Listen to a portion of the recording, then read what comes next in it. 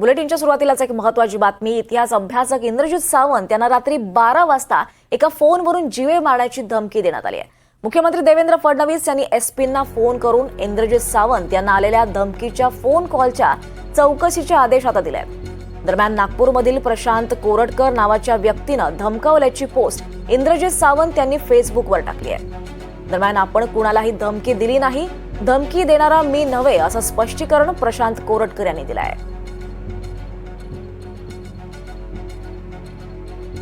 दरम्यान फोन कॉलवर नेमकी काय धमकी देण्यात आली आहे पाहूयात। तुम्ही इतिहास पूर्ण वाचा, लक्षात घ्या। नाही ब्राह्मणांना बोलल्याने तुमचं काही होणार नाही, लक्षात घ्या। काय होणार नाही म्हणजे ब्राह्मणांना शिव्या दिल्याने काही नाही। तुम्ही म्हणता ब्राह्मणांमुळे संभाजी महाराजांना पकडलं असं मी नाही म्हणत। तो जो रेफरन्स कोणता रेफरन्स दिला तुम्ही? कोणता दिला रेफरन्स? ब्रिटिशांचा पुस्तक वाचा ना, सांगा ना लोकांना जेम्स लेननी काय म्हटलं तर। सांगा ना मग लोकांना। ते कशाला घाणेरडं सांगू? का ते घाणेरडी गोष्ट? ती घाणेरडी गोष्ट सोयीस्कर सांगाल का? उद्या तुम्हाला काय माहित आहे शिवाजी महाराज? मग तुम्हाला माहित काय बोललाय लोकांना? तुम्हाला माहित आहे? तुम्ही कोल्हापूरला जिथे असाल ना, लक्षात ठेवा, ब्राह्मणांची ताकद कमी समजू नका, लक्षात ठेवा। हो का? तुम्हाला वाटत मराठा मोळा महाराष्ट्र माझा, ब्राह्मणांची ताकद काय आहे? शिवाजी महाराजांच्या पूर्ण अष्टप्रधान मध्ये चेक करा कोण ब्राह्मण होते तर कळलं। ब्राह्मणांचे अवकाश काय आहे तुम्हाला दाखवून एक दिवस, आणि तुम्ही जिथं म्हणाल तिथे येतो। किती मराठा एकत्र करा तुम्ही, लक्षात घ्या। या दम असेल तर या। समजलं? शिवाजी ब्राह्मणांबद्दल इतके वाईट विषारी काय बोललो विषारी बोलले तुम्ही? कुठल्या रेफरन्सने बोलले? कुठल्या पुस्तकाच्या रेफरन्सने बोलले तुम्ही? काय माहिती तुम्हाला? कुठला विदेशी माणूस इथे आला इतिहास जमा करायला? मला सांगा ना। तुम्ही छत्रपती शिवाजी महाराजांना देशापर्यंत पोहोचणारा भालजी पेंढारकर पहिला ब्राह्मण होता, लक्षात घ्या। हो का? तुमचा छत्रपती कुठे गेला असता काही माहित नसतं पडलं, लक्षात घ्या।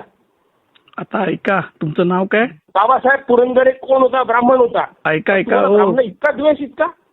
तुमचं नाव काय? काय बोलताय तुम्ही? माझं प्रशांत कोरटकर, गुगलवर सर्च करा। प्रशांत कोरटकर।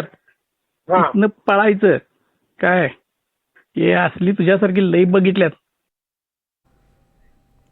दरम्यान प्रशांत कोरटकर यांनी मात्र कुठलीही धमकी दिली नसल्याचं स्पष्ट केलंय। धमकी देणारा मी नव्हे असंही ते म्हणाले। पोलीस आयुक्त आणि सायबरच्या प्रमुखांना पत्र लिहून चौकशीची मागणी करणार असंही त्यांनी स्पष्ट केलं आहे।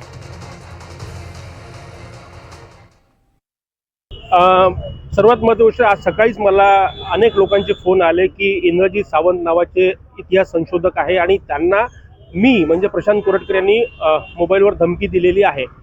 पहिली गोष्ट तर तो आवाज माझा नाही आहे, मी त्यांना कॉल केला नाही, त्यांचा नंबर माझ्याकडे नाही, मी त्यांच्या संपर्कात कधीच आयुष्यात आलो नाही।